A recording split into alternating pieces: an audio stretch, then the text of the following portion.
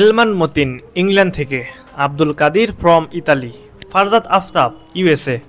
বাংলাদেশি বংশোদ্ভূত ৩ প্রবাসী ফুটবলার যাদের ঠিকানা এখন যশোর। লক্ষ্য লাল সবুজের জার্সি। মঞ্চ সাফ অনূর্ধ্ব-19 চ্যাম্পিয়নশিপ। বয়সভিত্তিক সাফের আগে এই ৩ প্রবাসী ফুটবলারের আশা এরই মধ্যে সংবাদের শিরোনাম হয়েছে। তবে মানুষের মনে আরও এক ব্যাপক কৌতূহল, সাফের প্রস্তুতির জন্য ঢাকা ছেড়ে কেন ১৮৫ কিলোমিটার দূরে বাফুফের এই ক্যাম্প? রাজধানীর আধুনিক সুযোগ সুবিধা কি সেখানে মিলবে?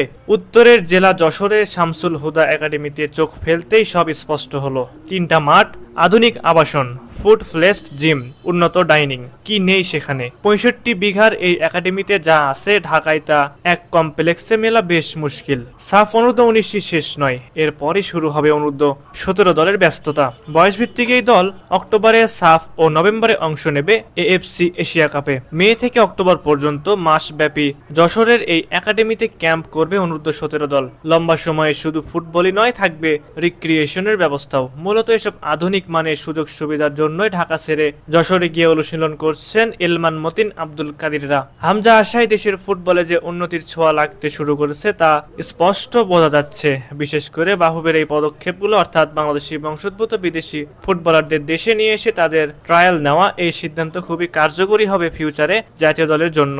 বর্তমানে অনূর্ধ্ব-১৯ সাফ চ্যাম্পিয়নশিপের দলে যে ৩ জন ফুটবলার রয়েছেন, এলমান মতিন, আব্দুল কাদির ও ফারজাদ আফতাব, তারা বেশ পটেনশিয়াল। আগামীতে জাতীয় দলে খেলানোর জন্য তারা এখন থেকেই প্রস্তুতি গ্রহণ করছে, যা দেশের ফুটবলের জন্য বেশ ইতিবাচক খবর। এই ৩ ফুটবলারের মধ্যে সবচেয়ে ট্যালেন্টেড বলা হচ্ছে ফারজাদ আফতাবকে। ট্রেনিং সেশনে বেশ ভালো পারফর্ম করেছেন তিনি।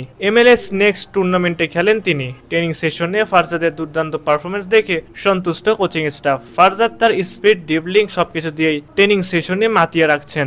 বাংলাদেশি বংশোদ্ভূত এসব ফুটবলারদের লাল সবুজ জার্সি গায়ে চড়ানোর ঘটনা অবশ্য নতুন কিছু নয়। প্রথম কোনো বাংলাদেশি বংশোদ্ভূত ফুটবলার হিসেবে বাফুফের সঙ্গে যোগাযোগ করেছিলেন জামাল ভুঁইয়া। ২০১৩ সালে বাংলাদেশের জাতীয় দলে অভিষেক হয় ডেনমার্কে জন্ম নেওয়া জামালের। এরপর জাতীয় দলে আসেন ফিনল্যান্ডে জন্ম নেওয়া তারিক কাজী।